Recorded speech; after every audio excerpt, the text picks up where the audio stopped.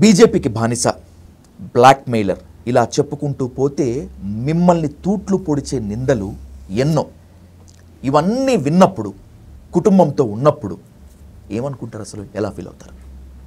ఇప్పుడు అపార్థం చేసుకున్న వాళ్ళు కొంతమంది అట్లా మాట్లాడతారు, ఈర్ష్యాద్వేషం ఉన్న వాళ్ళు కొంతమంది నిందలేస్తారు.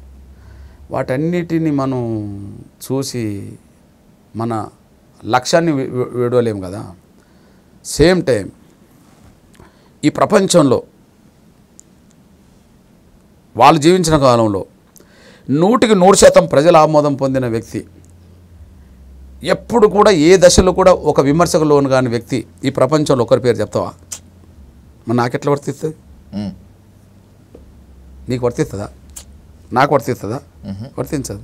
సింపుల్. అసలు తీసుకుంటారా? మతికి తీసుకుంటారా?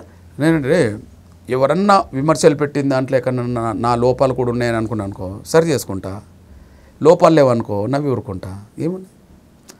ఇప్పుడు సరి చేసుకోవాల్సిన సూచనలు కూడా కొన్ని విమర్శలు వచ్చినాయి అనుకోండి, నేను చెక్ చేసుకున్నప్పుడు కొన్ని అరే ఇక్కడ కొద్దిగా ఏమన్నా జరిగితే నేను సరి చేసుకోవాలి అనుకుంటాను అనుకో, మంచిదే కదా. అసలు నాకు వర్తించని విమర్శలో నిందలో అని అనుకో, దాన్ని ఏం చేస్తాము?